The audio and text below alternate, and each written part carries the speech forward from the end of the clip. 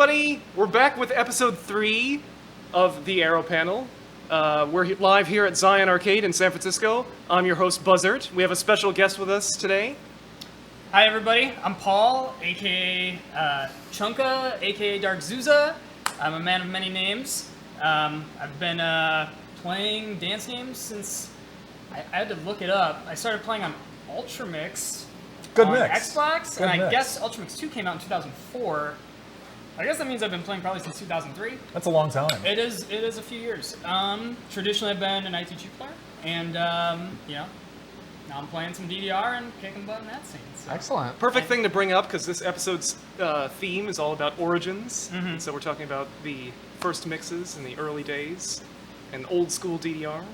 Yeah. But, didn't DDR over the years. DDR over the years is what our episode is called. Go ahead, Roger. Introduce yourself. I'm Roger Clark, at Roger Clark on Twitter. And sorry. Jeff Lloyd at Funga. I thought you were doing the quick ones. Who are you? I don't know. Who are you? Take a moment to crack open a cold one with the boys, if you don't mind, if you guys are ready. All Got my I got already Code cracked. Already cracked. You're cracking. You're the one cracking. I'm cracking. Ready? Excellent. Nice. Oh Nice. yeah. You got the spicy Pepsi going here. Drink of Champions. Not sponsoring the Arrow Panel yet. Not yet, but we are looking for sponsors. Looking for sponsors. If you're Soylent, we're really looking for Soylent. That's kind of our main one. PepsiCo, Mountain Dew, PepsiCo. Drink of Gamers. Yeah, Drink of Gamers. We talked about McFlurries before. Yeah. What's we the have so many potential sponsors. Yeah, I know. But none of them Monster. are Konami. Soon. Konami, give us a call. Yeah. Telephone operator. All right, so this is a special episode because we have a great guest on here. So, Paul, I was wondering if you could tell us a little bit about what KAC was like for you. What was the experience there? You were a spectator, and you placed 4th, right? I guess I was the 5th qualifier for the global qualifier. But yeah, I was in the wild card spot up until the last 2 hours of qualifying. It's a crazy story. Yeah. Oh yeah, and, you should tell more about that. So it was between you and... Yeah, so it was me and Hudson, Kaze, and I was in the wild card spot for about like a month. Yeah, you were there you were sitting pretty. I was sitting pretty for a while. I remember Jeff said he was pretty sure that you were going to be the wild card. Yeah. For quite a long time. And then Hudson was just like, kicked into high gear, and he ended up, I think he beat me by 3 perfects. It was something like that, yeah. In the last like 2 hours of qualifying, and he got it fair and square. I could have gone to the arcade and, bumped up my score, but he kicked some butt. And Hudson's good as hell. Hudson is an incredible overall. He can do everything. Yeah, NFC's hard, like PFCing May or something like. He can turn better than any of us. Like His ability to combo the ridiculous stuff is very impressive. It's turning? You said that's his specialty? one of the things, yeah. I guess a good thing coming from Pump, but yeah, he has You were into Pump too, right? Yeah, I played Prime for a solid year. I can do some D26s, and I'm pretty decent at that game. It's fun. It was like a nice break from 4-panel for a while. Yeah. And then once Ace came out, I've been playing that. But going from developing your skills and pump it up, it almost makes crossovers on DDR just kind of walk in the park. Yeah. So for Hudson, who's traditionally played Yeah. a lot of pump it up, he's really good at that stuff. But for me, most importantly, of course, being a spectator, and I actually ended up going over to KAC and just being a spectator there, even though I didn't end up being a qualifier. It was a great experience. I mean, the production that they put on. Yeah, it was awesome. Watching Jeff and Chris and Hudson all kick butt on stage, it was sweet. And yeah, hopefully next year. Yeah.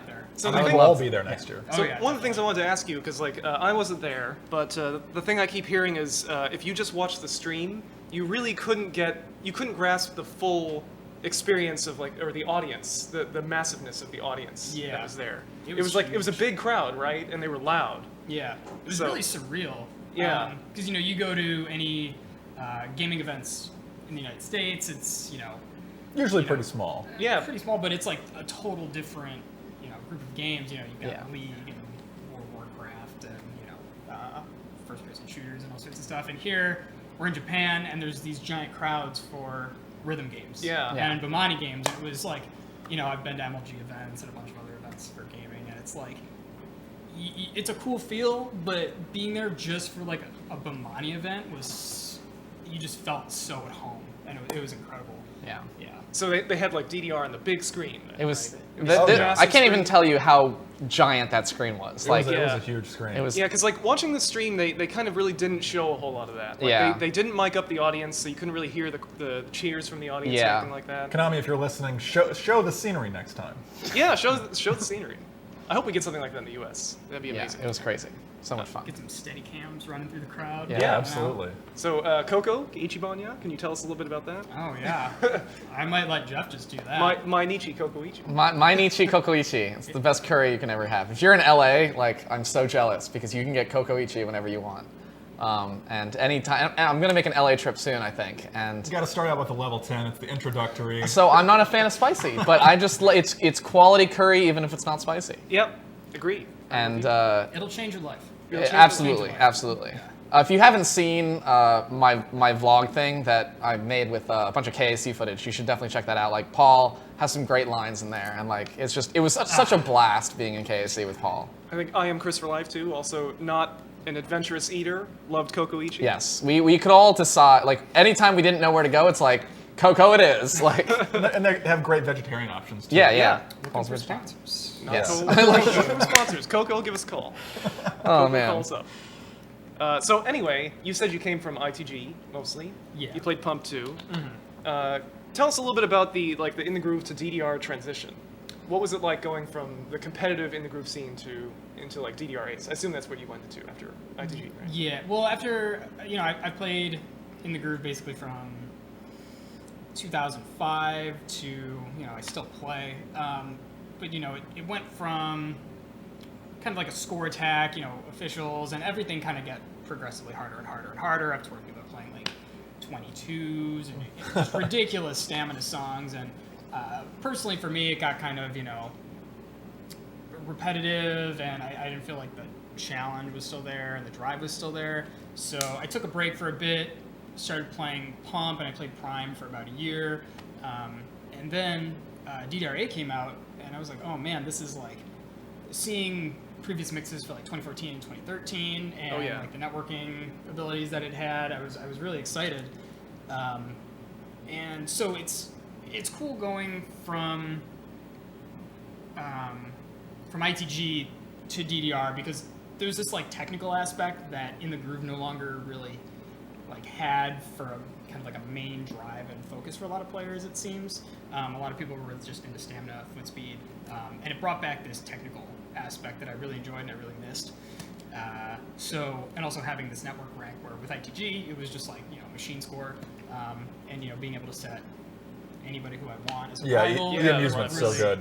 Yeah. It really brought back like this old school vibe for me, where I was just like, oh, I have this like awesome competitive drive again, and I can challenge myself in different ways. So could you do us a favor? Could you tell us who your rivals are? Is Um, that private? No, I mean I put up videos on occasion. Your videos are actually really, really good quality. Like, Yeah. people got should the definitely split check out his screen. YouTube. Yeah, check out his YouTube channel. He has not only great scores, but a really like good production on it, so you can really see everything. Yeah, I'll give a shout out to Mark Hudson on that. I think yeah. Mark Hansen? Mark Hansen, who rigged up that capture card. It's incredible. So I'm only doing the basic editing and cropping in the It's still two hard. angles. Still really good. But yeah, no, the setup we have at my arcade, I'm very lucky to have it. What was your question again? Your rivals. Oh, my rivals. Yes, I think right now it's just Jeff and Chris and Hudson.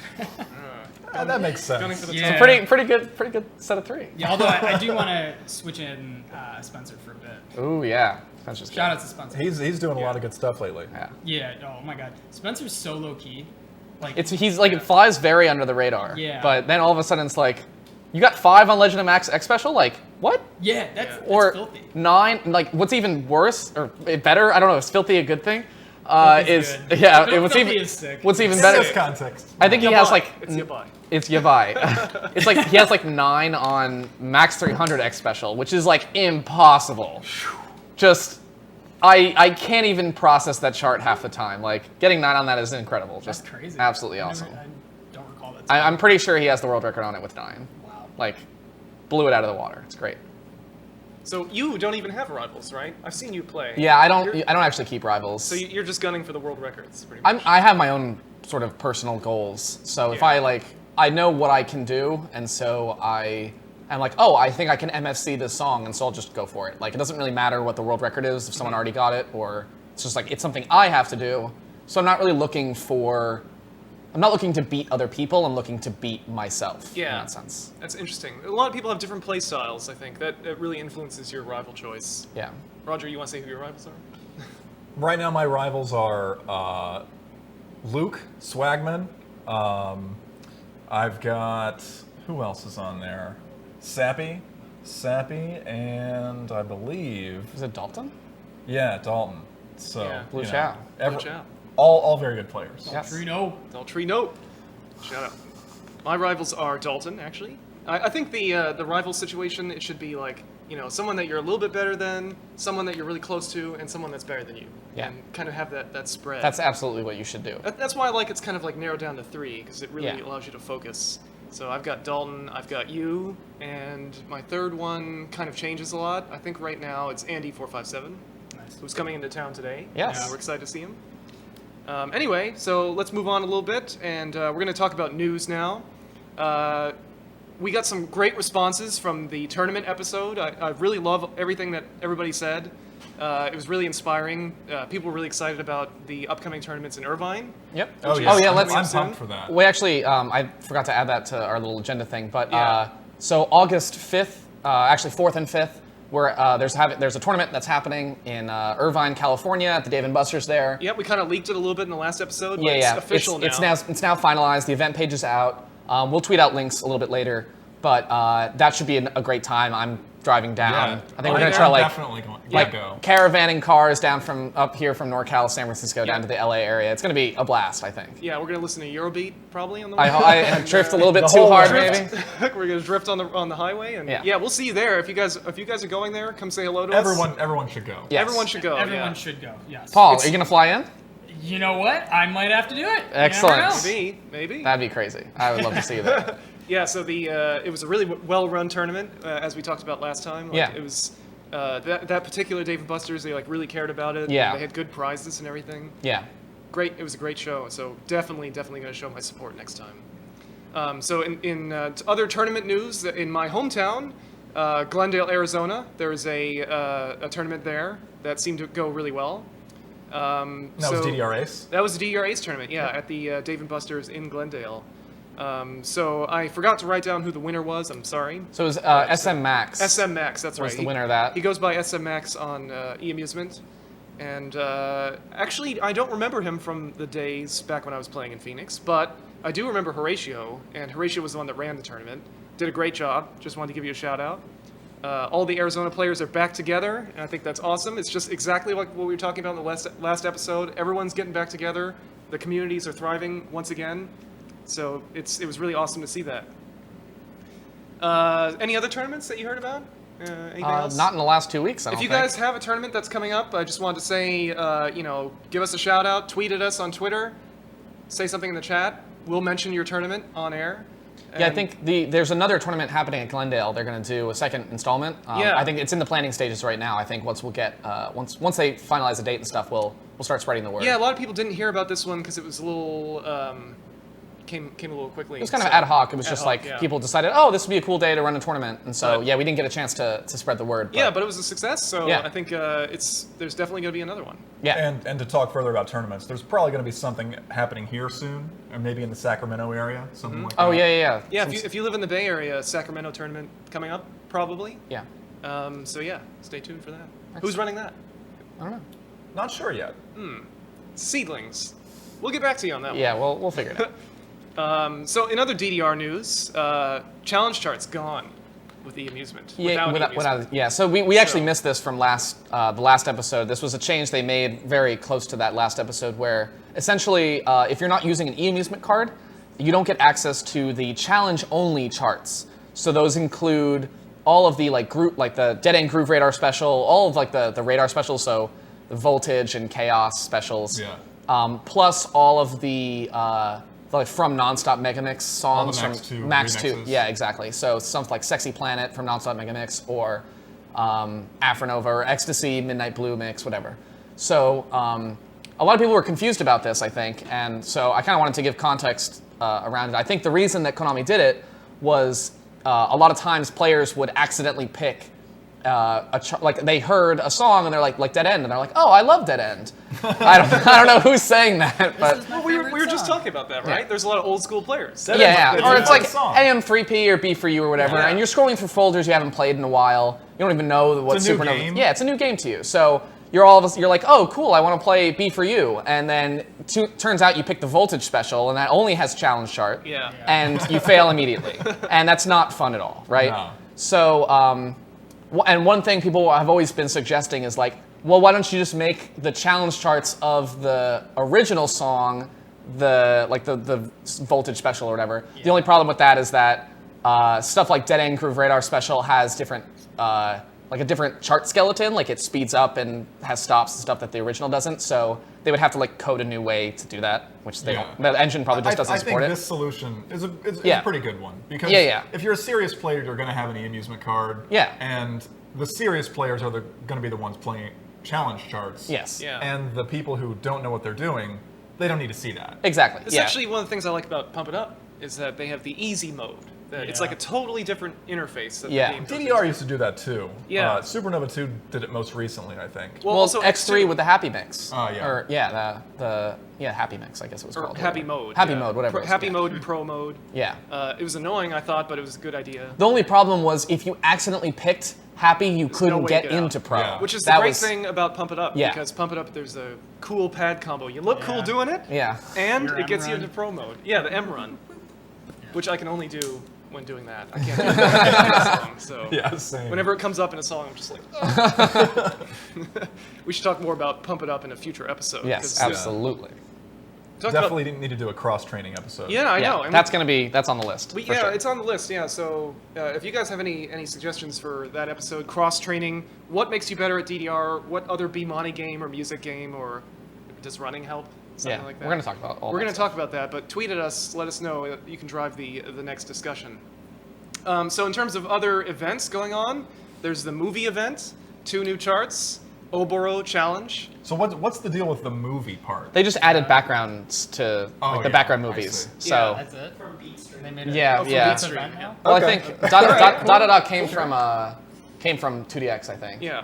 Which, by the way, I'm going to go out there and say this. I would like to come up on the show. I'd like to come up with a shorthand for da da da da da da da da da. What do you I think it's about? just called Da Da Da. Like that's I think people colloquially. Wait, are you talking about the pattern or the song? No, name? the song name. I think people just call it Da Da Dad Da. A. I was going to suggest 10 da. 10 It's da. 10 das. Tenda. Okay. That's good. I like Tenda. Plus, we're going to be talking about it in the show, so let's call it 10 da. I'm calling it Da Da Da. Dada, daddy, Dada? Daddy? Dada? I don't know about I already that. made that joke on Double A Twitter. Daddy. Double A daddy? Anyway, so let's talk about Obito first because Yeah. it's 13, not a 16. It's fun. It's fun. It's fine. Yeah. I think there's a few other things I would have liked to have seen that like just some runs that I think like they had nice piano stuff. Oh. Would have been nice to have those runs, but I don't know. I really like it. I'm That's- no, surprised it's that you great. guys are lukewarm. It's actually like one of my favorite warm-up songs now because I think it has a lot of. It doesn't have a lot of like challenging runs or anything like that, but I think it's got some pretty technical patterns and stuff, and I like to warm up with it now. I think it's a really good chart. Cool. So the other chart, this one we could talk a lot more about. This Oh one, yeah. Tenda challenge. It's crazy. So yeah, so this one kind of blew our minds. We have a video of it that we can show you guys. But yeah, it's a very creative chart. I And love it. It's not what we expected at all. yeah. I love what it means because it just means that Konami's like, all right, we know that they can do this, so let's just do this. Let's just throw it out there. Yeah, so like you guys are probably seeing it now, but it's like the da da da da part. It's like da, da, It's, da, it's da, all da, Jacks on, basically just Jacks on one arrow. Jacks Yeah. on one And arrow. Jacks- Jax. And the rest of the chart is still really well made. Yeah. Oh yeah. Yeah, it Yeah. feels great. It flows great. Yeah. Yeah, I don't. Again, it's like there's a technical element that you have to bring into it. You can just jack it, or if you want, you can use both feet on Yeah. one Yeah. panel, and I don't know. Well, was pleasantly surprised. Let's they talk were about doing that. What do you do? Do you do split switching? I haven't unlocked it yet or Yeah. played it yet. I was actually practicing for the event this weekend, playing on ITG a bit. Oh, yeah. But I'm looking forward to playing it when I get back home. Yeah, so personally, I've been playing it a lot, and I do foot switches on the long ones, and then for the short ones, I'm just doing it like max 300, just Da, da, da, one- da, da, one da, da. foot. Yeah. Yeah. I love.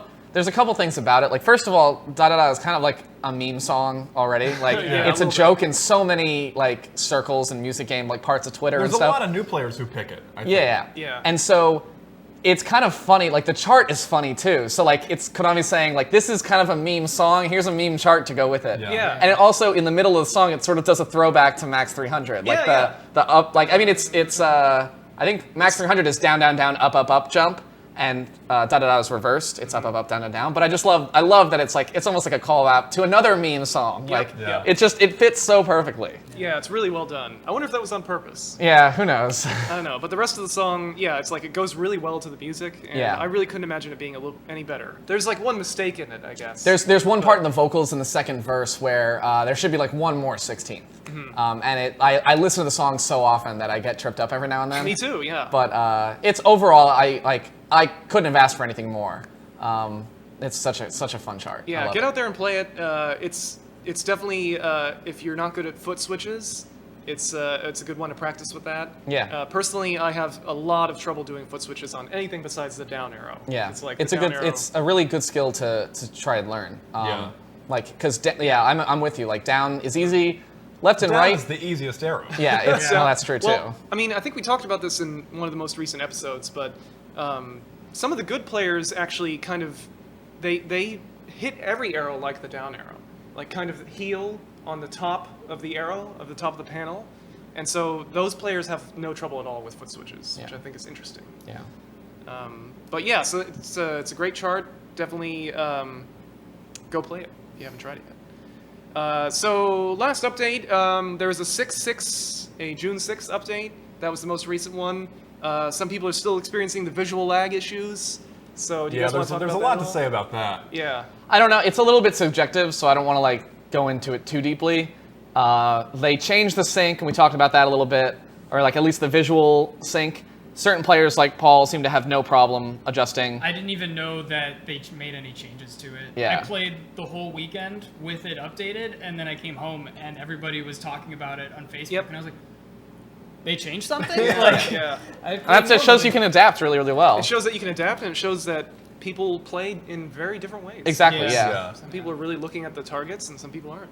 So it seems like when they changed the sync, like the 6.6 update was then after that, and they sort of like they did a half measure. Like it feels in between how it was 3 months ago and how it was a month ago. Like it doesn't feel as shifted in either direction. It's still different, but it feels Yeah. better. Yeah.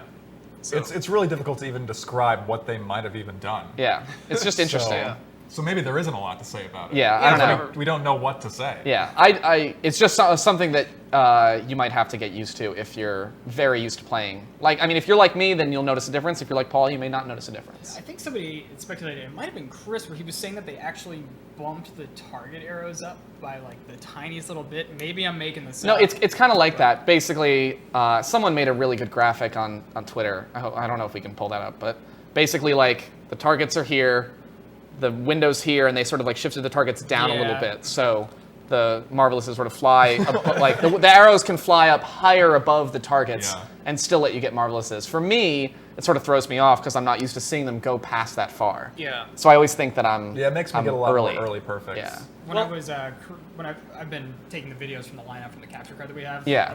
on our machine now, and when I'm going through and editing the videos, I'm going through frame by frame. I actually started noticing it where like Oh. when you're just watching the video full speed, normal speed, you don't really notice it that much. At least I don't.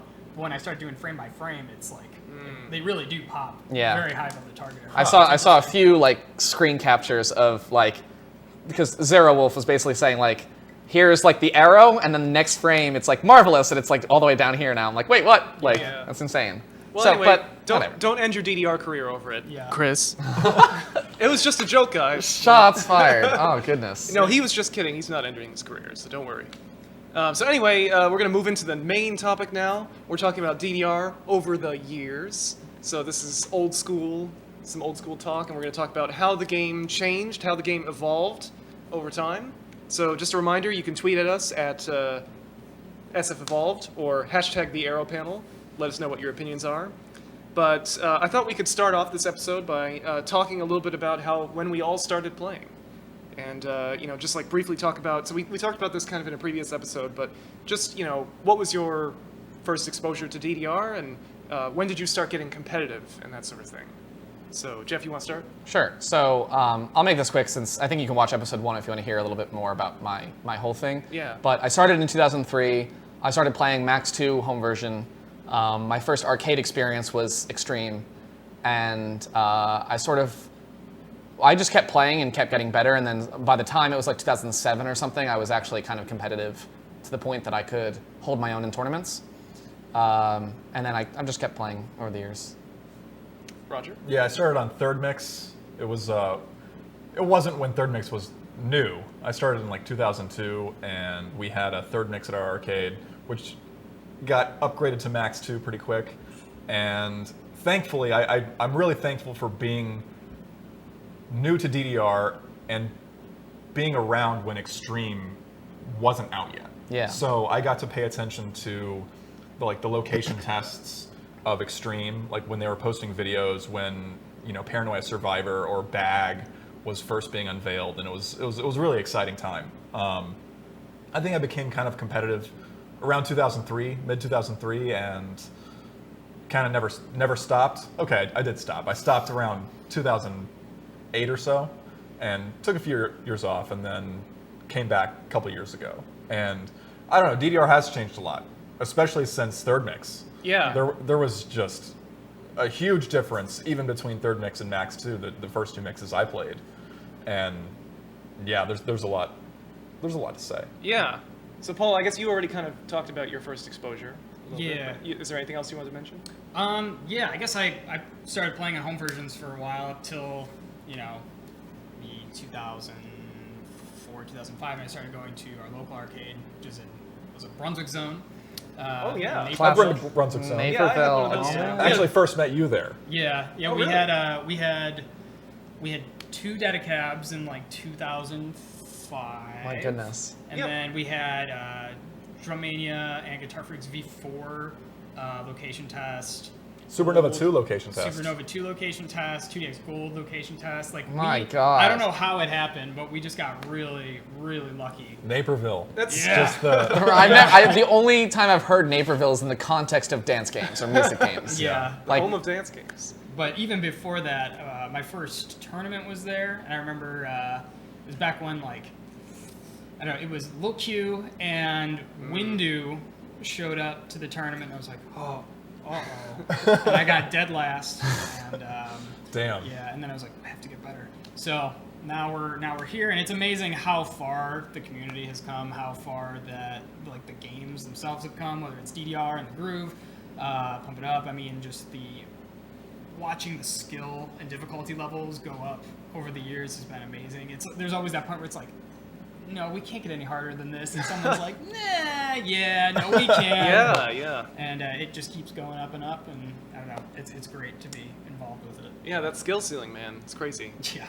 I remember the really first is. time I played on a mix that wasn't Third Mix. So Third Mix ran at 30 frames per second. And Yeah. when you're watching the arrows, you can see them kind of climb up the screen. yeah, they're like taking really the staircase. jerky. Yeah. And timing on a 30 frames per second mix is kind of impossible. So back then, when everyone had those mixes, they didn't know how to time, right? Everyone just played songs, and if you got a full combo, it was like, I did great. I got a good score. So people didn't figure out how to really time anything until the 60 frames per second mixes came out, like Fifth Mix. Yeah. So I don't know if that's a good thing we want to jump into in terms of engine changes. I mean, there's yeah. But you're right. So basically, Fourth Mix Plus was the last 30 frames per second mix in the main series, and then Fifth was the first that was 60 frames per second. It's like night and day. Oh, and yeah. An important so if you haven't played on a 30 FPS mix, it's like Just watch some YouTube videos. yeah, it's a really surreal experience. Like looking at the game now and then looking back then. Yeah. And But even fifth mix, even though it was 60 frames per second, you didn't even have speed mods yet. Like that's something that we take for granted, I think, a lot in the recent mixes, being able to pick 3.25x. Like, and sort of In the Groove, helped a lot with, like, there was a lot of stuff that I think came over from ITG to DDR in terms of those, like, really granular speed mods. But, like, even the, like, you have to play a song that has really strange rhythms on Vivid. There's no rainbow, no note, no solo, and you have to do it on 30 frames per second. Like, good luck. And I've gone back and I've played all those mixes and tried to time, and even with my timing, it's like sometimes it feels like playing a song like Captain Jack or something. I just got a great like could I have done anything about that? Probably, but like I don't know. It feels like the windows are just like so much stricter than everything else. So, man, and then like things have gotten extreme. Like the max to extreme engine was 1, and then they sort of did like Supernova 1 to Supernova 2 was on another engine, and then I don't even know if X was considered part of that engine, but like now we're on just like PC hardware that's just run the game, so it looks great all the time, and sometimes there's some like lag in older cabinets or something, but for the most part it's like very modernized. Yeah. So actually, I wanted to take a little break and bring in some things from the audience. Sure. So Zanzibar was actually asking with our initial, with us getting started, what was your initial reaction to seeing an actual arcade cab for the first time? Did we all start on home versions? I think we all did, right? Well, No, I started in the arcade. You started in the arcade? So what drew you to a DDR machine? I saw it, and there were people jumping around on this thing in the middle of the mall, and I'm like, what are you doing? I mean, I love video games, and I love dance music, and I saw it, and I had to try it. I know the first song I played was "Do It All Night" on third mix. Oh yeah. And it was a great song, and I failed it. It was on like soft mode or something, and it was like a 1-footer. Yeah. I just got owned. So and you weren't nervous at all? oh yeah. I mean, I don't think it's possible to play DDR for the first time in the arcade and not be nervous. Yeah. I didn't even go to an arcade until I could at least play on heavy because really? I was. So you terrified. knew Yeah. that it existed. Yeah, right? I knew it existed in the arcades. I knew that it was an arcade game, but I knew that there were better players than me, and I was like, oh, I don't want to go to the arcade and look like a dummy. Like I want to learn how to play the game well first, and then go. Yeah. I was really fortunate, I think, in that I started playing kind of at the same time where a lot of other people started playing. So like when I was going to the arcade, there were definitely people like on heavy that were doing like Max 300 and stuff, and I was a little intimidated by them. But at the same time, there's a lot of like new players that were really encouraging too, like really social. They were talking about like what's your favorite song and stuff, and so like I did start playing at home first on a soft pad, and then eventually I think heard about like DDR in an arcade in the mall, and then I started going there just to try it out, and then I never went back to the home pad after that. So did all of you guys see DDR in the store or in a magazine or something? No, I saw it at Techno Motion Machine actually first. What? Really? Yeah, that was the first cab I ever saw, at least Wow. the one that I remember. And I played it and I liked it, and so I went to GameStop and I asked for the dance game, and they gave me DDR. Nice. So, Actually, I thought it was a stupid-looking game at first. I was like, this game looks dumb. I don't want to play it. and now 14 years later, you're on a talk show talking about it. And then my buddy was like, "Oh, dude, come over! Like, I got DDR." I was like, "That game's dumb. I'm not playing that." And then I went over and we played and set up on his Xbox in the basement. And I was like, "This game's still dumb." Colors Light was the first song I ever played. I was like, yeah. This game's still dumb. And then I just kept playing it. My neighbor ended up getting it, and then so on and so forth. And now it's all we think about. Yeah. Yeah. I can hardly think about anything else. It's funny how that turns out, though. Yeah, for sure. I do remember the first time I got to see an arcade cabinet, and ironically, it was the first cab I ever played on was at the Fox Valley Mall in like Aurora, the Naperville area, and they just opened a round one there. Oh, like, wow. 12 years later. What? Yeah, so it's kind of cool. It's come full circle. Yeah, that's awesome. So talking again about skill ceiling too, we have another thing from the audience. 2AI or 2L is asking, what are your thoughts on the evolution of the skill floor and the skill ceiling over the years? So we were talking a little bit about like 22s and Yeah. like pushing the floor, but or pushing the ceiling. But I think the floor of skill has also changed quite a bit. Yeah, I mean, one thing that's important to realize is that whenever you have harder and harder songs that are available, people progress at a much faster rate.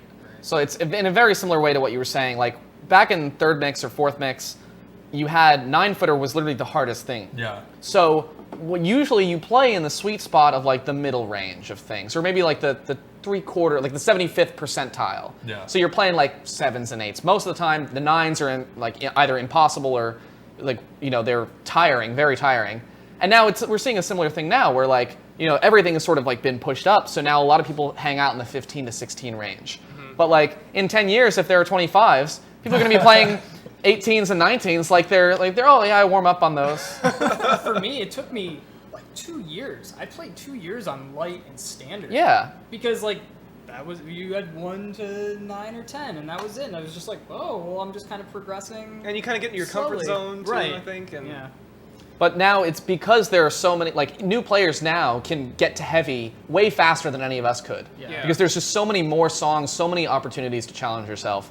And yeah, so that floor is actually sort of moving. It's a sliding window with the ceiling. Window, yeah. So it's a really interesting phenomenon, and ITG contributed a lot to that. Yep. I know that people who started playing ITG got to like an equivalent skill level of the DDR player in half the time. Yeah, really fast. Now, question for you guys on this: do you feel like that, really quick progression? Do you think people end up missing certain aspects or skills? Yes. Because of that? I would say so. Okay, because I can tend to feel that way sometimes, but then I do see some players that end up progressing fairly quick, but they do end up, like sometimes timing is what, some people that progress really fast, they don't learn the timing. They can see and read when they're playing, but the accuracy sometimes isn't there. Yeah. But then other times, I do see people that have the accuracy still, so it's interesting because I think back in the day when songs weren't that hard, it was a lot easier to think about timing because that's kind of all you had to do. Yeah. Like you didn't have the opportunity to be like, oh, I'm done with this song now. I'll just go play these other 500 songs. Yep. You only had like 3 songs, like. you only had one song and it was Butterfly. We loved it.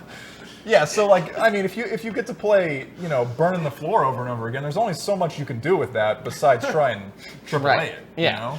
Exactly. Yeah. But also, like, crossovers, I think, is another example of that's sometimes if you go a little bit too quickly, you're too focused on just, like, getting to the next difficulty. You sometimes, like, you don't learn a lot of the fundamentals that are really necessary. And, I mean, everyone has this problem. Oh, my God, it's Andy457. what up? Hi. Andy 457 here at the Aero panel. What's up? You can say hi to the mic. Hey everyone. How's it going? I don't know if that was, like, way too loud or anything. We'll find it. We'll fix it. We'll fix it in post. We're gonna fix it in post. Yeah. Start over. Where were we? Anyway, we're talking about Butterfly. Right? It's the only song. It's the only song. Really, it's all you need. It's all you need. Butterfly roll. Yeah. McFlurry. Butterfly with a McFlurry. McFlurry mob. So, going to the next topic, I want to talk a little bit about playstyles.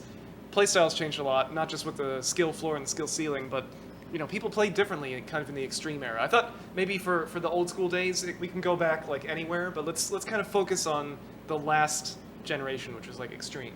Sure. Or if you guys want to change it, that's fine. But like back in the extreme days, bar versus no bar, emphasis on PA and marvelous timing was really different. Like I feel like there was a period where it's a little bit like ITG, where people were focusing on passing songs, not so much on PA. And I mean, especially when Extreme first came out. Yeah. Where like I remember when I first passed PSMO with like a D, I was Yeah. super happy about it. I was Yeah. like, yeah, this feels great. Yeah. And I mean, it did at the time. And back then, that's just what we had to do. And eventually, we started thinking about PA. But the people really did play differently back then. I remember when I first started playing, I was playing on my toes, where Yeah. you step like this on the pad. And like, whereas now we all step like this. Yeah. The flat-footed style. Yeah.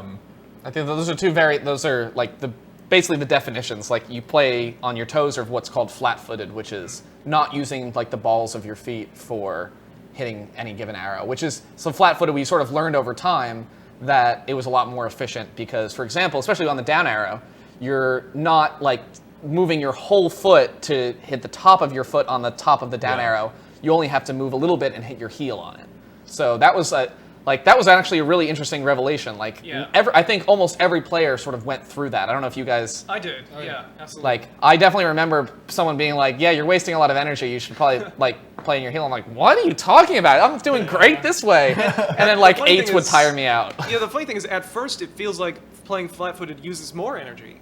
Yeah. And so that's why I kind of ignored that advice for a long time. But that happens all the time. Like, the first time someone told me to play with the bar, I'm like, no. Like, I do worse with the bar. Like, Yeah. I'm a no-bar That's player. the thing that I hear the most when I'm talking about the bar to players is they say like, well, my scores aren't that good with the bar, or I don't know how to use the bar right. And, you know, like, it's not a comfortable thing to just be doing this all Right. the time. But eventually, your scores are just always going to be better. Yeah. Did you guys all start out with no bar? Yes. Yeah. Yeah, so I One was X, strictly, no bar. strictly no One bar. X, no bar. Me too. I played speed mods, but I did not play the bar. I sort of prided myself on that. What about you? Pretty much the same. You know, you don't have a bar with a soft pad playing. Yep. Yeah. So Yeah. you can get a nice chair. A nice chair, a little chair mod. A dead chair, you know. Yeah, no, I started off no bar. We think- Although I always use speed mods. Yeah. Yeah, me too, actually. I didn't really play 1X very much. I started on third, and they didn't have speed mods. So, Right. so then when we got a mix with speed mods, and I saw people using them, I'm like, nah, can't be like that person. I have to do it the hard way. Which, of course, you know, there's something to say about that. Like, it's important to be able to read slow, especially nowadays for boss songs that Oh, have yeah. like really dense slowdown sections. But really, your scores are going to be better with speed mods. So Yep. that's just what everyone does now. It's Yeah. true, yeah. One thing, sorry, before we move on, one thing I want to mention is just like, with anything you're doing, especially in dance games, remember that there's like if you're trying to, like, you're improving, I guess, to do the graph better, it's like you're improving. If you do try something new, you're always going to dip down. Yeah. It's Yeah. always not something you're used to. You have to give it enough time so that you can, like, actually reach past the previous peak that you had. Yeah, you got to integrate it. So, like, it's very, like, a lot of people fall into traps of, like, I don't want to try this new thing, whether it's a higher speed mod or the bar or playing flat-footed, because I know I'm worse at it, but then you really have to push through that, because eventually you're going to see yourself, like, really improve and take off. Yeah, it's really hard, though, because you set at that peak and you don't Yeah. know what's next. Exactly.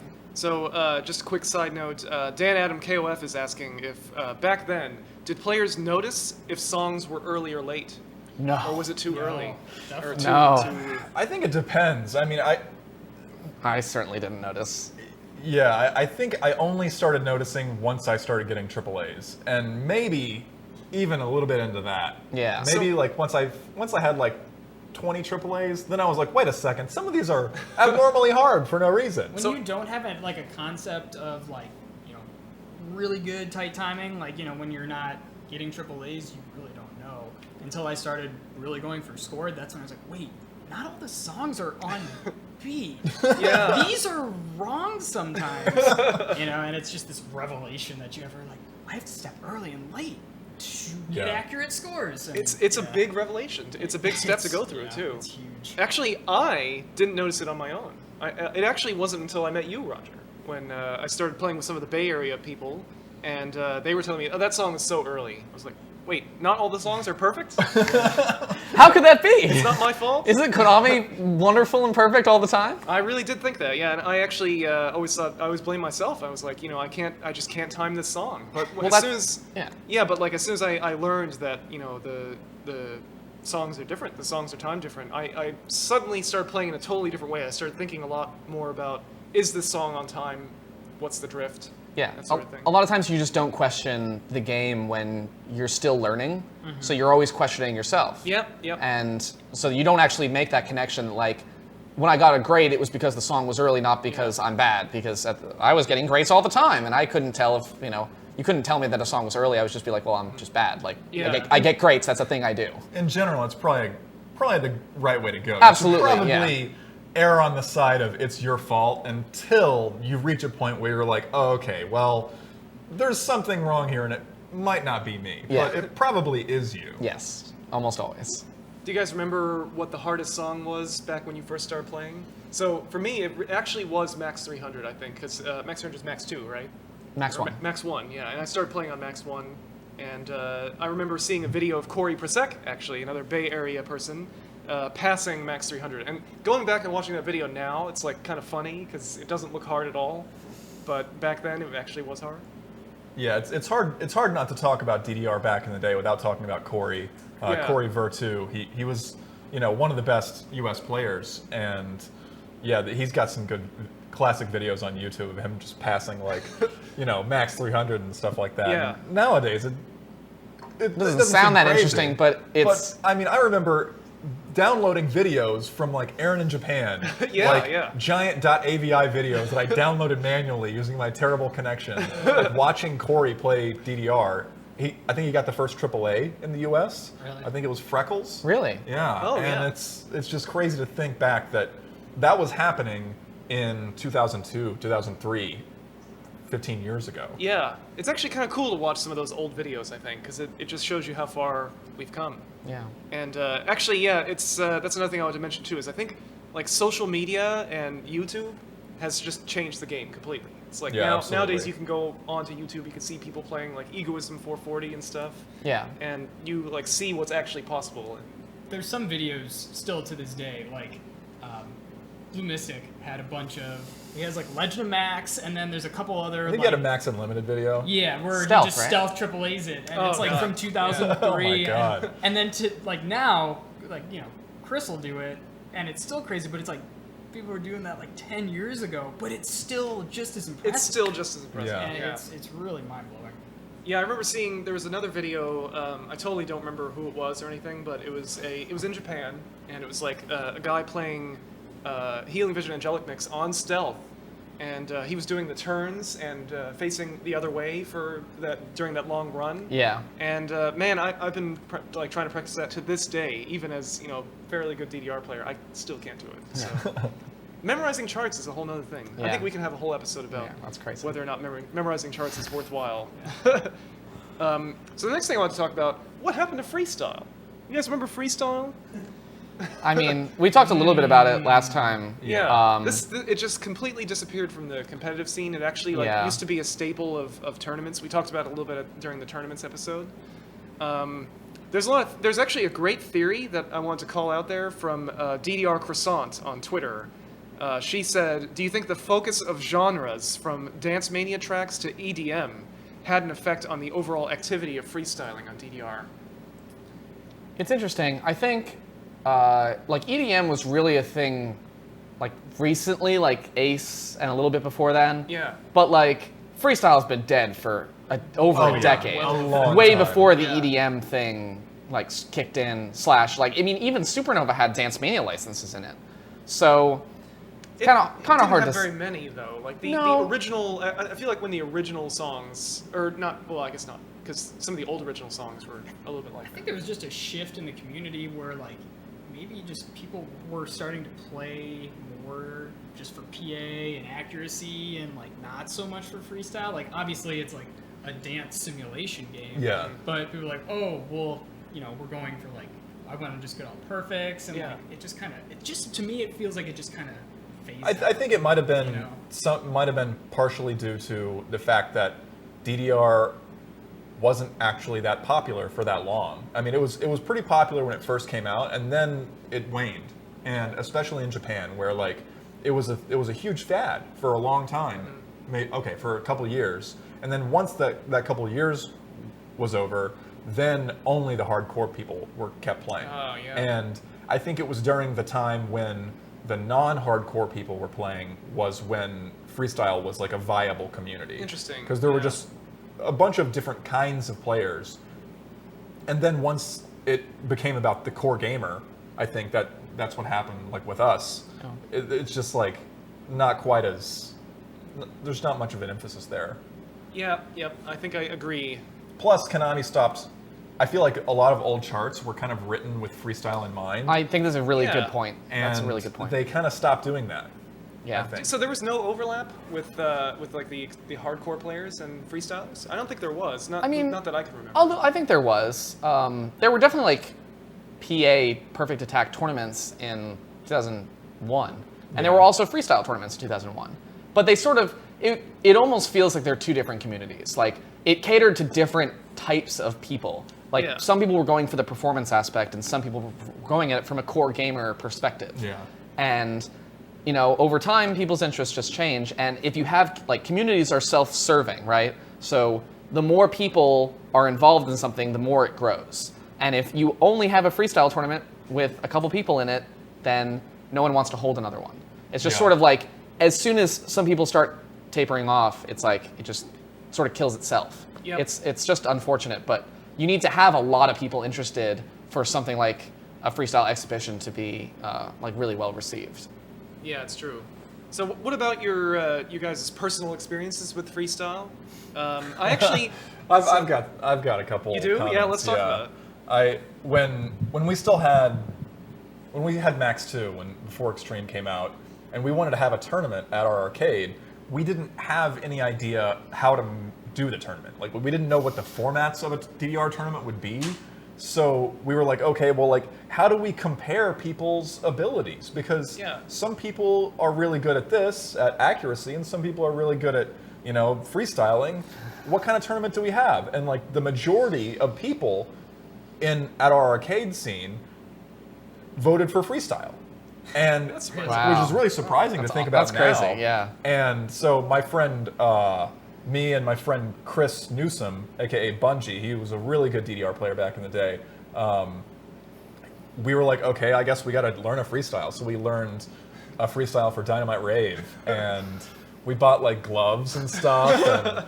And Do you still know any of the freestyle? not too much. I mean, it was on light, so it wasn't. It wasn't super We have a impressive. machine that's on right now, and we have a camcorder pointed towards it. Special Roger Clark special. And- It was interesting though, because I remember we practiced that routine like 50 times, thinking that this was going to happen, and then eventually everyone was just like, okay, well, if we're going to have a tournament, we should probably use just the machine score. And then so we're like, what? Like, That's really disappointing. so if that's what's going to happen, we're just going to end up playing light songs and trying to get triple A's. So Wow. it kind of fizzled out. Yeah, crazy. that's too bad. Wow, I'm disappointed. There's no Yeah. videos of that ever happening. It was before cameras were everywhere, I guess. Yeah, exactly. What about you, Paul? Ugh. Anything? Have you ever tried to do a freestyle? I can't. No, definitely not. No, I was never into it. I mean, there was like I would see videos of like Sketch playing songs backwards, Yeah. and I thought like playing a song backwards, like that's pretty sweet. So I think I know parts of Colors on Heavy, and like half of Candy Heart on Light that I can do backwards. I love that it's and on then light. I can get like halfway through Max 300 on Stealth. Wow. And that pretty good. this isn't even freestyle, but like those are the only, like that was like as far as I got with it. And oh no, R3.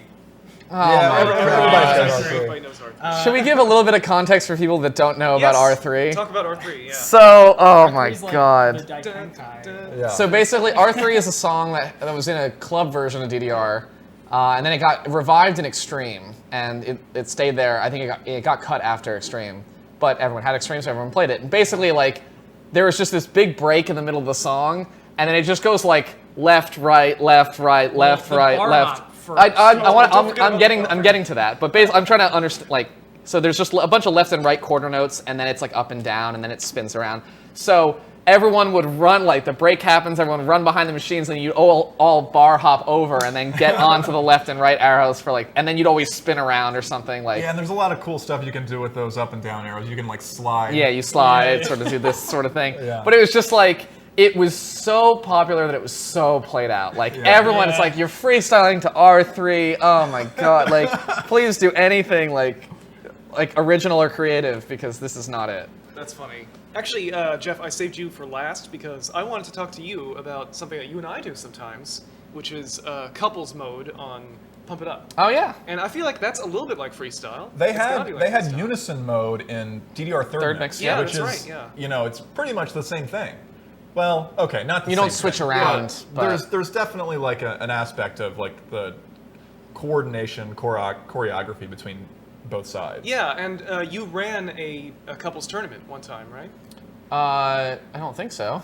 or you wrote charts for it or something. I don't know. I was a part of one. part of one. I played in. It was Valentine's Day. Yeah, one of my friends from New Jersey. Shout out to the Hair Kid, and also Dan Bond. They together they made a couples tournament in the Groove, made custom charts, and it was for the Valentine's Day. It was it was like the day after Valentine's Day or something. But it was all love themed. So all of the songs either had love in the title or were like very close to having love in the title. And so not only does that limit the pool of songs, I thought it was crazy how they found so many songs that related directly to love, but the charts were just like super fun and cool. Was it also all dudes there? Probably. It's DDR. It's yeah, or ITG at that point. But yeah. So I feel like the couples charts on Pump It Up, they're not really like freestyle, but we end up freestyling every time anyway. Like with the bar, and we do the. Yeah. So Pump has been really cool about for a lot of the co-op songs, charts, they've sort of like integrated the background videos into. So a lot of like for the K-pop ones in particular, they sort of like have you try to match the backgrounds, like what the guys or girls in the background are doing, which is a really cool concept. And actually, I should point out that DDR did that a little bit. There was a Smooch Challenge is a shock arrow chart that if you sort of follow along with what like the puffy, the pink, yellow, and blue girls are doing in the background, you kind of do the steps. And then a better example is Memeshikute, which is from X3. Unfortunately, it's removed now. But that challenge chart like had you like mimicking exactly what like they were like swinging back and forth, and you sort of like went to the left and went to the right and everything. It was just like the first time I saw it, I was like, this is genius. Like you get to like freestyle by doing a dance, but you're also sort of like interacting with the song and the steps and everything. Reminds me of Paradise a little bit. Yeah, exactly. So that was I was like those little Easter eggs I think are really, really cool. Not Easter eggs, but you know, it's little special things that you get to like have a different way of interacting with the game than you normally would. Yeah, I feel like nobody's ever uploaded any videos of people freestyling Smooch Challenge or anything like that. It's not. Smooch is an interesting example because certain parts are very like the Not girls the like whole spin chart, around yeah. a little bit, and then they have like up, and then like left, down, left, and then down, right. So you sort of It's like a nice little compliment to the background. exactly, Yeah, it is, yeah. But Memeshikute is like totally a freestyle. Like watch that video on YouTube. It's hilarious. I'm sure there's like Japanese players that played it a bunch and if not, I was going to propose maybe we should upload a video to the SF Evolve channel. Oh, that'd be hilarious. Let's do it. We could do it. So stay tuned for that. Okay, so let's see. We talked about that. We talked about the engine changes too, 30 frames to 60 frames. Hardware changes over the years. So we went from extreme cabinets with 15 kilohertz screens to 30 kilohertz now. Yeah, a lot of stuff changed. There's 4 styles of cabinets now. So the old style black cabs that a lot of us are familiar with. Which you can there are still cabinets in Japan that run ACE. Yeah, everything's backwards compatible. Yep. There's actually like I guess there's like 5 styles if you count. Well, okay, I'm not even going to count like bats and calves. Yeah, we won't even get into that a little bit. It's but, like the Drake, like yeah. No. But that red cab is like yeah. So like you might be able to see it in the background, but this is a Japanese red cab that we have back here, and it's good. It's very good. So this is for Supernova 1 and 2. They sort of like it's the same basic style of cabinet that the black cabs were, but it's just with red wood instead. They have a couple changes. Most notably, the monitor is 31 kilohertz, so it's a higher resolution, which means it's a little bit easier to see the arrows. Yeah. And pretty then they have, uncommon. The red cabs are pretty uncommon in the U.S. Yeah, they're very uncommon because yeah. for Supernova 1 and 2 we basically got the Betson cabinets. Yeah. This one is imported from Japan. Yeah. So it's a legit mix. Yeah. And then DDR X cabinets, Japanese X, which are actually very good. It's funny to think about how the US ones are very bad, but those are the ones with the light spires on the side. Yeah, a lot of cool LEDs. Yeah, so we should explain the difference for people who don't know, because I think probably most of our audience has played on Betson X cabs, that's not what Japan had. Yeah, they actually had ones made by Konami. They had light spires on the side that actually went to your life meter. So if you're at half, the lights were sort of like they sort of pulse to half. I didn't know they were synced up with. Yeah, it's really cool. Crazy. And you can actually kind of see it in your peripheral vision. Too, yeah. So and like when you fill up your life bar, they start to go like rainbow, multicolored, just like crazy Sick. cool. That's awesome. And they start to like flash red if you're in the danger zone. Personally, that's the cabinet I really want. Yeah, I want an me X too. cab. And that was the first one that was in HD. Yep. So everything else was sort of SD standard definition, just like a 4:3. This was the first 16:9. And it was a rough transition too. Yeah. SD, like when the first X cabs came out, even though I love them now, I think when they first came out, I did not like them. Even I'm not talking about mean the just Japanese I'm talking about X-cabs? even Japanese ones. Yeah, they didn't. It was a big adjustment to go from SD to HD, and I still preferred playing. Yeah, on it took CRTs. Konami a long time to get the syncing of a rhythm game on an LCD monitor right. Yeah, it's Yeah. very true. And then the last iteration, the current iteration, is the white cabinets, which a lot of us played on because they're what's available in America. Same style of cabinet that they have in Japan. Bigger screen. They got rid of the light spires and they got rid of the lights inside the pads, which is Yeah. kind of unfortunate. really I hope they add that back. If they make a new style cabinet, I hope they Yeah. put that Yeah, back. 'cause that's one of the it's really biggest good for the, disappointments. It's for actually the spectators. it's actually not technically possible right now. The P4 I/O Yeah. is too narrow. They can't add the lights back. I can just make a new one. Yeah, they'll probably make a P5 I/O. I hope. Yeah. Let's see. With fewer lights. And there's no more lights in the cabinet at all. The screen doesn't turn on. The screen doesn't turn on. So yeah, Just those a brain-computer interface. You just, Oh yeah, that'll be someday. So yeah, those are the basic. I hope that was helpful. Those are the basic cab styles over the years. well, Yeah. we also had the Betson cabinets, which I'm sure a lot of people had exposure to because Yeah. that's just, you know, It's what exists in it's- America a lot. Yeah, so like Konami worked with Betson, this arcade distributor company in And the also US, Raw Thrills. and Raw Thrills to produce these DDR cabinets. First starting with DDR Supernova, and the Supernova Betson cabinets weren't that bad. Yeah. they're playable. They've had a different feel to them. Yeah. But, like, you could still play on them. You could still get you good know? scores. I always felt like they needed a bit of work. Yeah, Yeah. But they could be good. yeah. Yeah. They had good. The monitors were very good inside there as Yeah. well. They're still 31 kilohertz, so it ran at you could see very well. Yeah, but the X cabs that they made after that, not so good. You Yeah. couldn't pay me to take one. Yeah, Yeah. there's one in the Westfield, San Francisco. Yeah. And The funny thing, Man. I have a funny story about that. I don't know if this is true. It's just a rumor, but I heard that when Betson was developing the Betson X cab, they actually they flew in one of the best DDR players in the world at the time. I don't know who it was. It might have been like JSB or something. And they flew him into Chicago to get his opinion about the Betson X cab. He played it and he said he hated it and had a billion things to say. But apparently it was like too late in the production for them to change anything, so they just kind of took his feedback and went, well, okay, thanks, I guess, and shipped it anyway. So Kind of unfortunate. Yeah. apparently they knew about the flaws, but yeah, I understand how it goes. Like they already probably made 100 of them or something and Yeah. couldn't go back. This pad is made of wood. maybe not the best idea. I got an idea. Let's use one big panel. And there was also a very limited run of really weird bootleg cabinets that Oh my Namco God. arcades yes. got. Oh, We can talk about the Pe- crapo People cabs. refer to them as Crapo crapo cabs, and they were just these like some people in China just made these fake DDR cabinets and put a PS2 in it with DDR Extreme US, and shipped them to Namco arcades. Namco must have bought like 50 of them or Yeah, something, yeah. and they were just the worst. You've played on it Oh, before? yeah. Oh, yeah. I got to play on. We have one at an AMC movie theater pretty close to my house, and the pads did not work. like they literally didn't work. Nothing registered. I mean, it was really funny, It was honestly. it was nightmare material. I It, mean, it was actually terrible because we had a fifth mix. It was like a perfect, pristine fifth mix in my hometown. And I played on that every day. I was using Sudden, of course, because I couldn't, the speed mod situation. But they replaced that pristine, perfect fifth mix with a Namco Crapo cab. And I just went in one day and I saw it, and I just Weeping. Yeah. Buckets my of reaction. tears. Buckets of tears. Yeah. Crying. Buckets of tears. Terrible. One fun fact about that, they realized like the legal issue, I think, pretty quickly of running a PS2 version of a Konami game that they probably weren't paying any royalties to Konami for, and they like immediately upgraded all of them to In the Groove 2.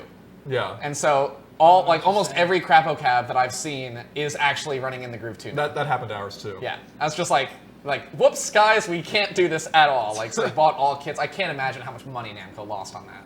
Oh man, yeah. Oh, speaking of the white cab pad lights, so Noah from Twitter says, according to Aaron in Japan, they were removed because of sky-high Japanese electricity costs after natural disasters. Sorry, I don't buy that. I don't think so. Who knows, man? They're I mean, LEDs. I think they're standardizing on the different IOs that they're using in all of their different music games. I think and that's it, Sort yeah. of like Yeah. trying to come to one consensus rather than like having individual things they have to build for individual games. They're just like, this thing like can handle 6 different games, so we're gonna make a bunch of them Yeah. and not worry about like the nitty gritty. Way more sense. Just a personal side note: don't trust anything Aaron in Japan says. You're firing shots nonstop today. I'm just kidding. He's a great guy. Yeah, I mean, without Aaron, we would know nothing about the Japanese DDR community. Yeah. That's true. Yes. Okay, so let's talk a little bit about some charts that changed. Oh yeah. So Over the years. So charts. So for those of you that don't know, like Konami sometimes takes the opportunity to like fix mistakes in charts over time. So for instance, I guess Mikaneko Rock is probably the most famous example. one of the most for sure. Yeah. So Mikaneko Rock used to be mostly 8th notes. So but it's actually in a swing rhythm. Yeah. So a lot of these changes happened in DDR-X for context. So basically now in X they changed it to be 12th note swing rhythms, which made the chart like objectively way harder. It's like playing Mikaneko on Ace is so much different than playing it on Extreme, and like light and day, or night and day even.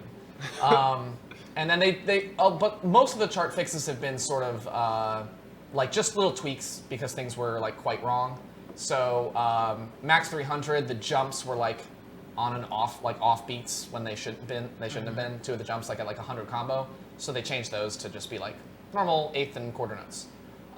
Little things like Zephyr, Expert had a note like the rhythm is like da da da da da, and one of them was da da da or da da da da da. So they like moved. One of them was a 16th down, so they just like moved it back. But it's actually really noticeable if you've played it a Yeah. bunch of times. So a lot of times, like you play a song in Ace that you remember from a long time ago, Yeah. and then it's like, whoa, this is a little bit different than I remember it. And like Yeah. the muscle memory comes back and sort of like trips you up. And some of the old school players don't appreciate that. They actually like the way that it was before. Yeah. It's kind of a point of contention a little It bit. depends on how broken the song I agree, is. yeah. Like, I know for Bag, they kept the original chart. Which is a really interesting thing. That's, Yeah, so, that they actually decided to keep it. Yeah. Yeah. So we're going a little bit into like there's a difference between like chart fixes and engine fixes. Yeah. So what happened around I don't even know if it was Supernova 2 or X, but at a certain point they changed the engine to be able to actually deal with 12th notes. So back in Extreme,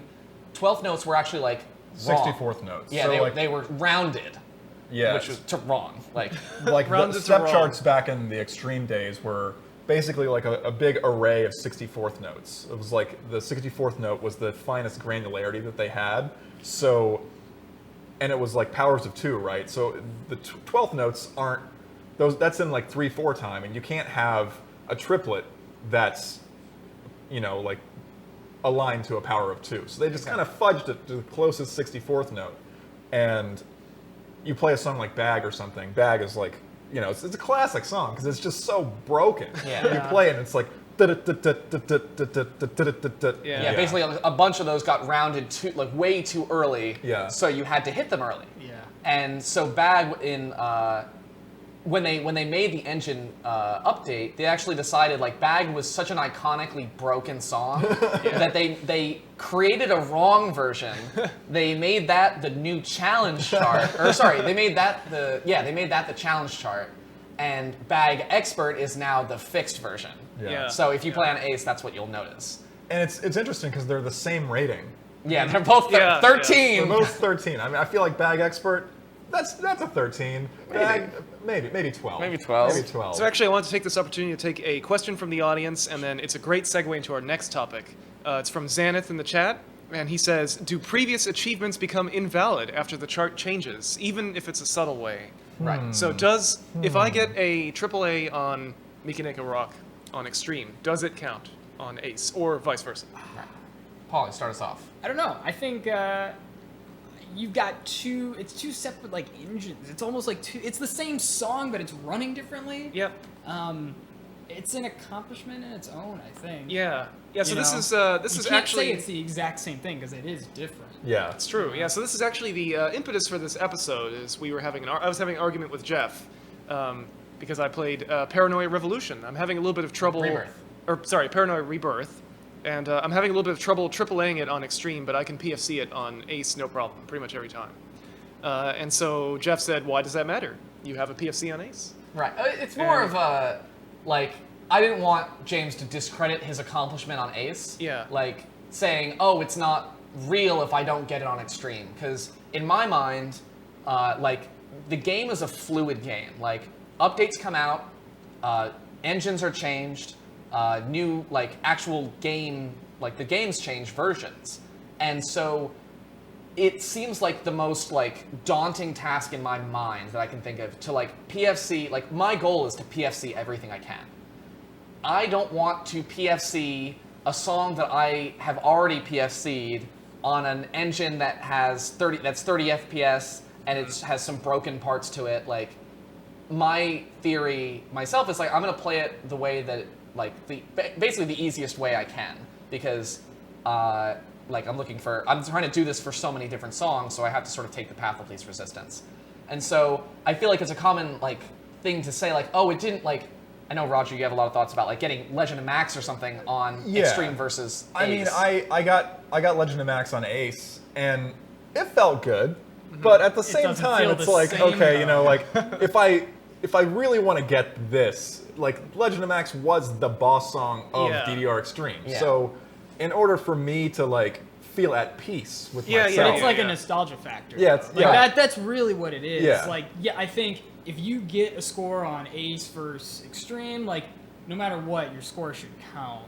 Yeah, I mean, whatever it is. But for everything me, counts. You know? I have PSMO on Ace, but I don't have it on Extreme, and I don't feel okay about that. Yes. Like, I want to get it on Extreme so badly, and until then, I don't genuinely feel like I got it. But again, it's a personal thing. Yeah, but like everyone else's standards, they're not your standards, right? True, like your I think own that's the standards are important yours. thing. This is the thing that we want to get across is everyone has kind of personal goals, and so I definitely think you shouldn't like downplay people's achievements or their goals either. Like if somebody wants to get something on Extreme, you know, or if somebody thinks it's okay to get it on Ace, I think there's no reason to push your There's a agenda. lot of people who just started playing and who are getting really good scores now, and they're getting them on Ace, and they probably don't care at all. I don't think about they care going about it, back to do it on. So I think that's on kind of older that's the mixes. root of the issue, is that for me, I haven't beaten Extreme yet, and it's like when I was playing Extreme, that was my goal. Like I set out to, I want to beat this game,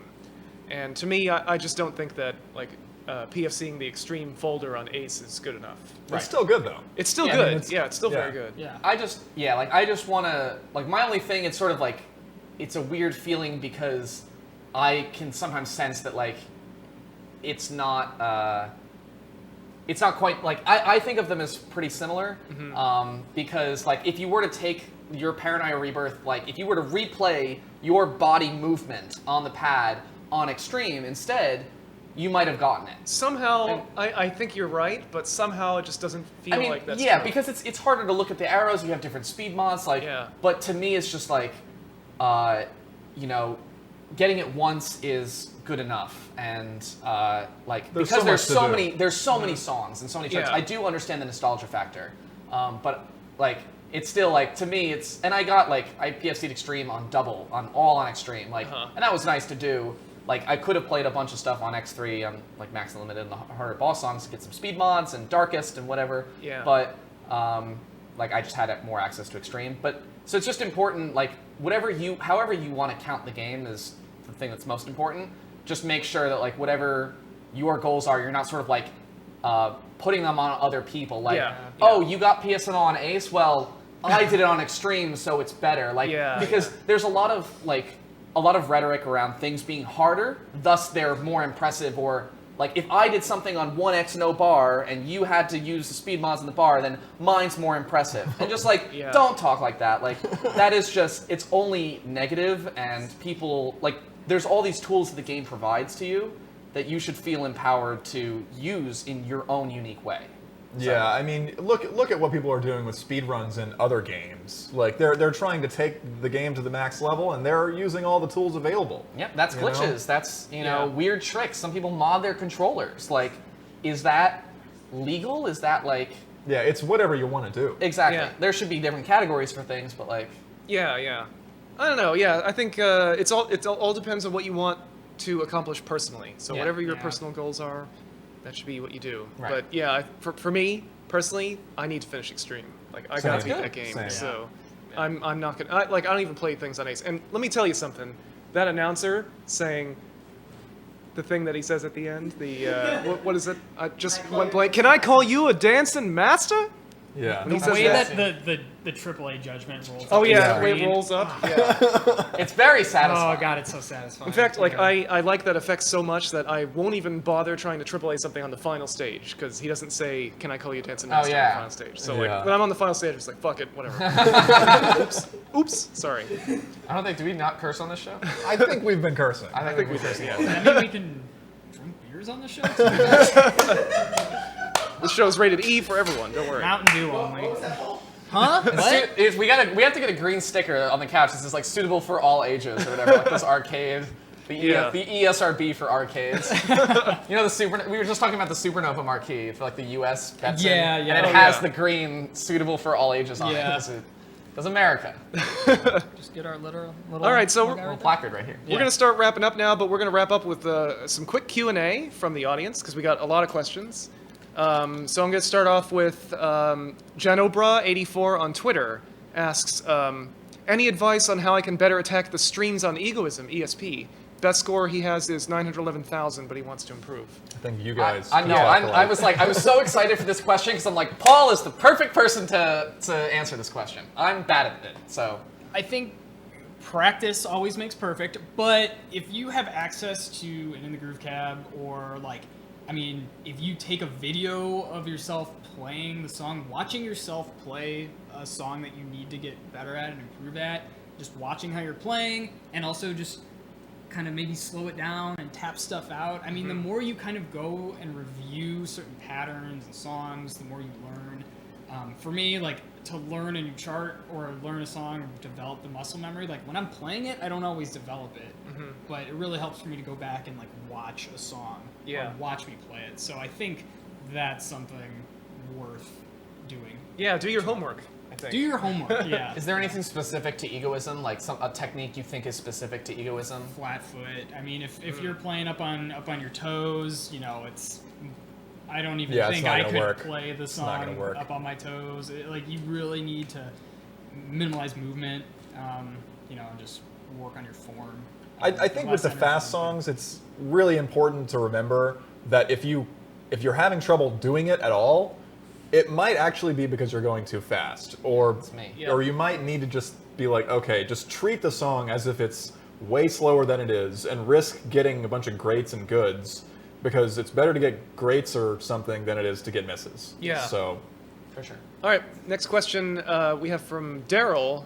He's asking, what would you like to see in a future DDR console version? What system? Do you think that could ever happen again? It's possible. I think they it will. could do it with PS4. Yeah, well, VR. I would love Switch DDR. VR. VR DDR. VR It's called DDR. going to the VR. arcade. Yeah, Emus Glide. Well, I mean, so I was going to bring it up because it's not actually that crazy of an idea because we have Infinitas now, which is the Yeah, 2DX that's Emu's Cloud. And Sound Emu's Cloud, Voltex yeah, and is- Sound Voltex now too. Yeah, so those are all. So I think we might see like a PC version, maybe eventually. It seems totally possible. It's just whether Konami feels like they're gonna get a good ROI on their development time. Yeah. If I were to put my money somewhere though, I would say it's definitely going to be a PC version. As for what system? No, it's Well, not I going to mean, be if you Switch. think about it, all the Xbox One and the PS4 are PCs, so they could just port DDR to those consoles, and it would work. Yeah, but I guess now PS4s all have internet connections too. So Yeah. yeah, I don't know how realistic it is though. Yeah, I it would, mean, it yeah, would be it's nice. realistic, It's but- probably not going to happen. Yeah, it'd be interesting. Go to the arcade Go to the Go arcade. to the arcade. and yeah. Stepmania. Just buy it. Yeah, well, yeah, machines are cheap. But not available everywhere, and not everyone has the You money. go or to the space. Yeah. arcade, bring Yeah. the arcade to you. That's the way to go. So actually, we actually got a couple of questions about console versions. So I think like Interesting. there's actually like a demand out there. I think it's not just Daryl. There's a few people that mentioned console versions. So I think it would be in Konami's best interest to do that. Yeah. So we have another question from Julian MaxNinja09 on Twitter. He asks, "What was your favorite community moment?" God. There's so many of you. Blood Rush Dance. There's so many good ones. Explain that. Oh, there's a video called the Blood Rush Dance. Just look it up on yeah, YouTube. I shouldn't even explain it. Yeah. Just watch it on Blood YouTube. Rush Dance. Yeah, watch it on YouTube. It was great. I mean, that's not my favorite community moment, but like. So for it's- me, actually, I think most recently you weren't even here, and neither were you. But right here at Zion Arcade in San Francisco, we did a viewing party for KAC to Yeah. watch our boys take on the Japanese people in Japan. You know, And- I'm gonna say that when we were in Japan, we saw all the viewing parties that were happening. That was it such was a so cool- heartwarming. Oh, yeah, People it was were awesome. like really It was into awesome. it and rooting everybody on. Yeah, so we got little American flags, and everybody got really into it. It was a big turnout. It was like almost everybody that we know here in the community showed up, and we all got together watching it. We got so excited with everything that happened too. The Trip Machine. I would Revolution was say like- KAC is probably my favorite tournament or community moment. yeah. I mean, nothing will compare. I feel like my first KAC experience, nothing's gonna compare to that. Yeah. So, it's kind of a cheesy answer, but like, But yeah, I'm glad you guys got to see all the viewing parties. 'Cause Yeah. it was like it was really lit. yes. Gotta say. Let's see. Any other questions do we have? Yeah, we have a question from Muhammad in the chat. He was asking about any ideas for Konami on expanding in foreign markets like Malaysia. Don't really know about that. So are they doing that? I know that there's machines in Thailand And Singapore. and Singapore. Yeah, I think. I mean, if you look at someone made a chart of like for KAC, what countries could enter what games. And so it definitely was like there's a bunch of Southeast Asia stuff listed there, but the check marks weren't all across the board. So it seems like they're doing some sort of probably like analysis on which markets would be good to move into. It doesn't seem like they're stopping production of anything. Yeah. I wouldn't say that DDR is the most popular thing that Konami's doing, so they're probably like more interested in bringing something like Sound Voltex or 2DX to. It does seem like Sound Voltex is like the test, kind of the test game. Yeah, But- and like the reason we got DDR in America is I feel like only because like DDR is the only thing that's really taken off in America in terms of the Monty games. Yeah. There's always communities, but like 2DX had a home version on US PS2 and it didn't do well. Yep. And you know stuff like Guitar Hero just totally eclipsed it. People were like, if I don't know the song, why would I play your game? And that's why Guitar Hero just became like licensing everyone's popular songs so they could jam out to Yeah.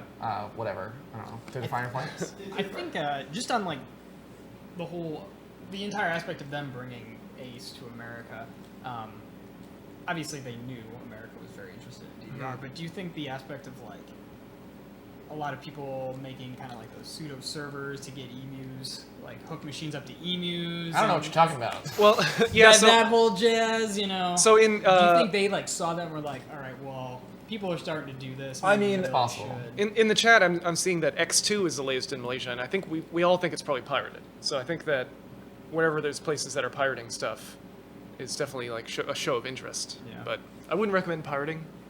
I That's mean, bad. But it is kind of a signal, I guess, sort of, that there's demand. How else are you going to show us demand for a product like that? yeah, I don't know. It's hard. There's no one you can call at Konami and be like, hey, can I have DDR, please? I know, yeah. So yeah, But I don't know. For those of you in Malaysia, I'd say stay tuned. It's expanding in more places, expanding in Europe. So yeah, Europe's a good indicator. yeah, I'd say DDR worldwide 2020.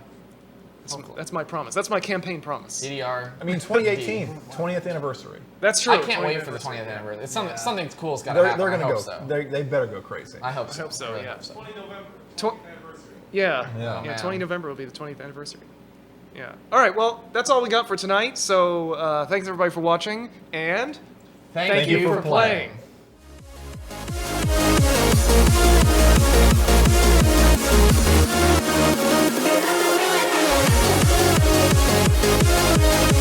Bell, bell, bell, bell.